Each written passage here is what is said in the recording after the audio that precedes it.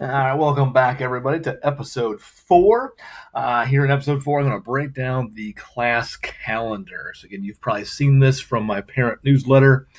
So, finally, here we go. What the heck are you looking at? So, first off, across the top, I've got a number of different keys for you. One, I'm telling you, everything listed along the top will be the in-person lesson. At the bottom, the second one will be the virtual activity, virtual lesson. And over here, cohort A or cohort 1, students last name A through K. I'm just going to call them CA. Cohort B, cohort 2, CB. So the first week of the school year, administration videos, that first link on the district website, getting kids orientated to the school. Tuesday, my intro video, and then my scavenger hunt, which again I will get to that in a later video. There was the one question that a lot of people had a question about, and yeah, we won't talk about the scavenger hunt again. Just need to fix that up for next school year, and hopefully we do that in person, not virtually. Bad decision. Anyway, moving on from past mistakes. So day 1 of being in person, cohort A, they did a physical map and also went over classroom procedures. Students that are cohort B, they were at home doing a map reading activity. Thursday it flipped. And Friday, all virtual, all students are at home. This is what they had to do.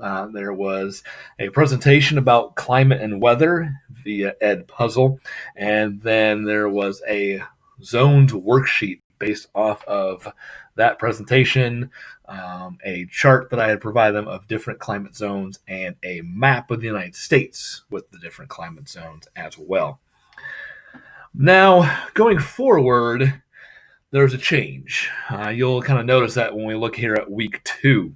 So essentially, we're still keeping the flip-flopping. So if we go across the top, cohort A, they're going to do a geography quiz, and then we're going to get into colonization with the world before 1492. Cohort B on Tuesday will do the same thing. We'll do a simulation with Columbian Exchange and talking about the chart that goes along with this, the diagram of what was brought from Europe to North America and vice versa. Thursday, cohort B will do the same thing. But if we look across the bottom, this is the change, and I was talking about this in Horde Gazette Volume 2, depending on when you're watching this. To make things more simplified, we're going to kind of snake, if you will, the class. So Monday, cohort B, their instructions essentially going to be continue your work that you had assigned last week, and they'll be provided with some other websites to go to and practicing physical geography and map reading skills. Because the problem I noticed is trying to have Friday everybody on the same page kind of is a disadvantage to cohort B. Kids that came in here on Thursday, August 6th, quite a few of them had questions about the map reading, and I noticed that when I went over it with them, cohort B had only 5 minutes to start working on their physical geography map, whereas students on Wednesday, day 1, they had about 10 minutes to work on this. So I lost quite a bit of time going over their virtual learning from the day before with me the next day. So I'm trying to avoid that. So that's kind of what this change in procedure is going to be.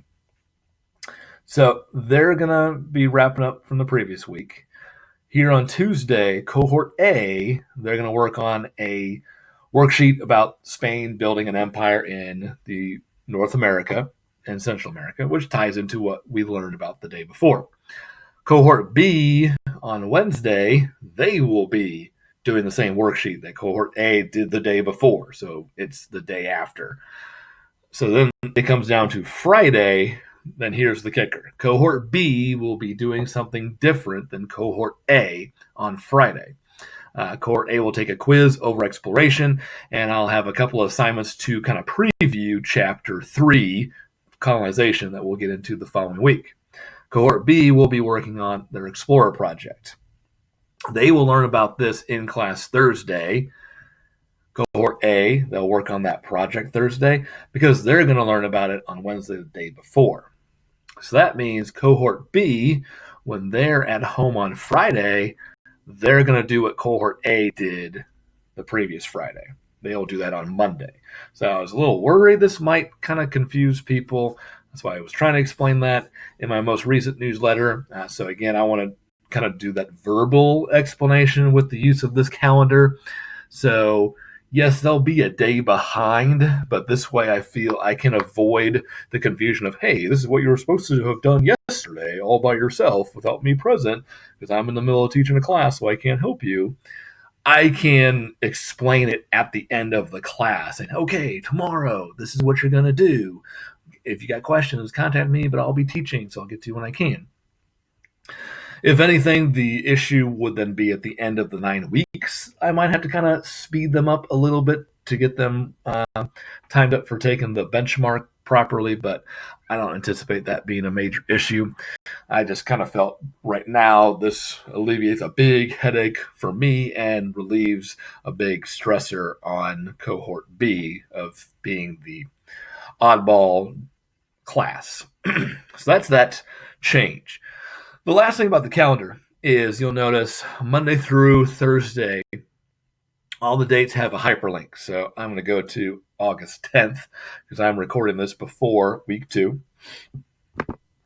And this will take us to the agenda slide. This is what the students see when they come into class. Again, it looks like probably a lot of information right now. So first off, on your marks.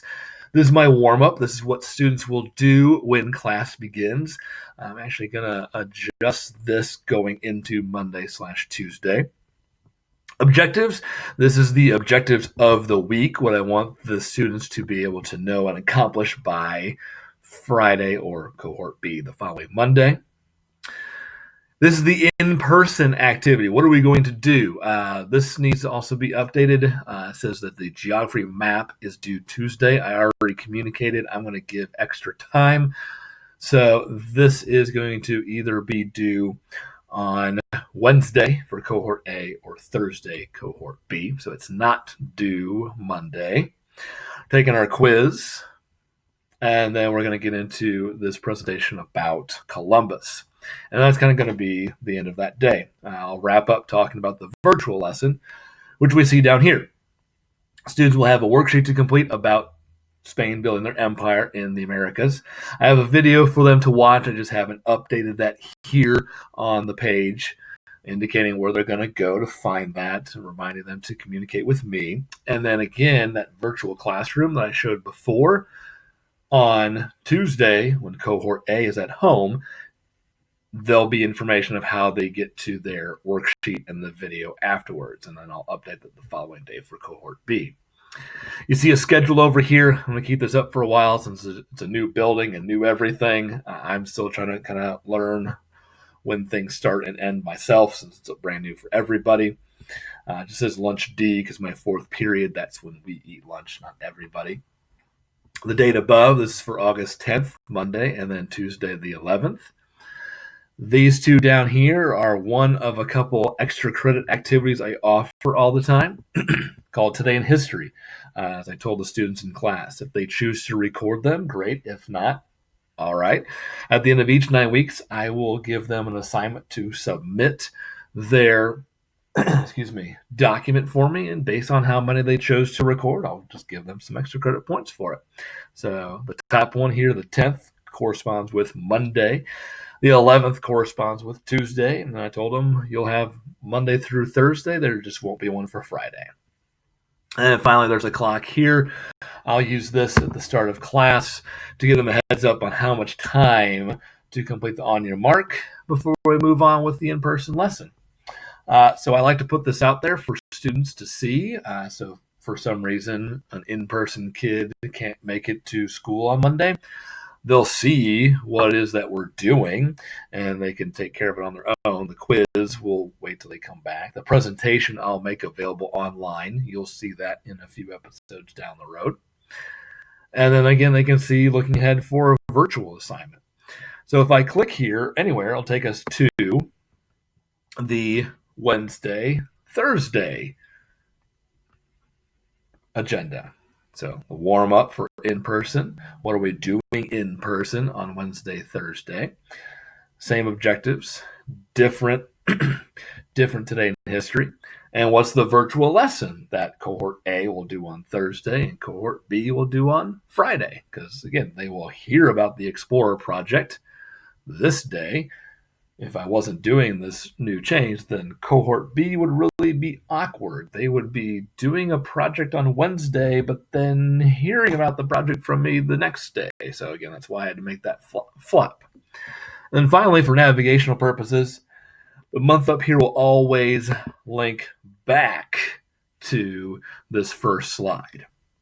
And my goal is to try to have this about 2 weeks in advance. I don't quite have the week of the 17th agenda done. I do know what I plan on doing, so I'll be working to update this.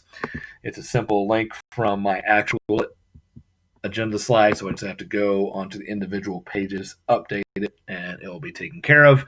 And this here will automatically update as well, just like the link that is found in my parent newsletter. So eventually this will be figured out. We know, generally speaking, we want to do our assessment on the 31st and September 1st as well. So again, that is the calendar, the breakdown. So you got a general idea of what's going on, and you can go to the individual days. It's, again, kind of cramped because of the in-person virtual lesson. Under normal circumstances, each day would be just focused on that particular day. So again, questions, feel free to contact me. Hopefully this helps clarify, though, what you are seeing in that calendar as an idea or a heads up of what's happening in my class.